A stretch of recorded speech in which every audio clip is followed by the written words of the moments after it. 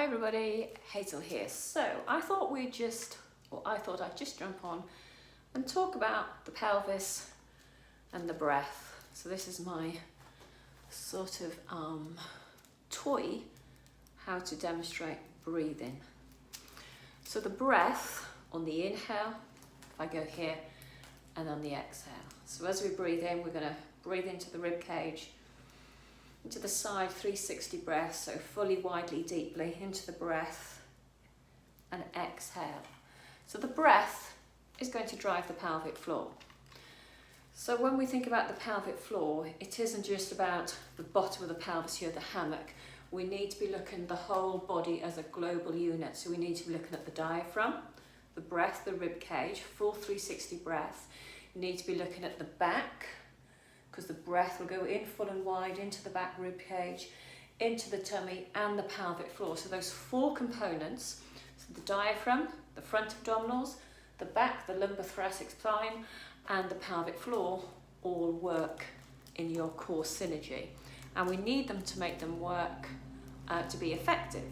So the simple thing to do is, I'm just going to put those things down so they don't fall over, is to get your diaphragm to work and to get it more pliable, if you like. It might be stuck.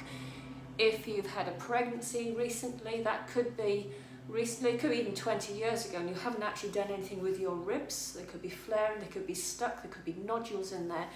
A good thing to do would be to sort of rake your ribs, because you have muscles in between the ribs. So let's try and get them moving. If they get them a bit more pliable, then when you breathe in, you should feel the hands expand to lift up and out. And as you exhale, in and down. So you should feel that expansion happening. So that's a nice thing you can do, either first thing in the morning to sort of wake the rib cage up, wake the diaphragm up with your breathing, go both sides. I find it personally easy to go from the inside of the midline and go out, because the ribs go right round to the back to meet the spine. Or get your partner to do that for you. That'd be a lovely bit of relaxation and self-care as well. Another way to wake up the diaphragm is on the diaphragm border, coming from the sternum, working down from the rib cage down to the 12th rib, is to get like this is just a small little ball. It's quite soft, quite pliable. Or I'm just looking, you could use a tennis ball as well.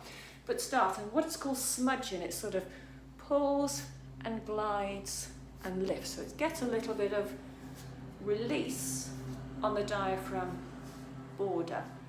And make sure we go all the way down to that floating 12th rib as well. And obviously you would do both sides. So if we release the diaphragm border, we should get a little bit more free movement on the rib cage for it to lift up and out and in and down. The more effective and efficient we are at breathing, the more effective the pelvic floor would be. So while you're doing that, I'm going to move on to some little exercises for you.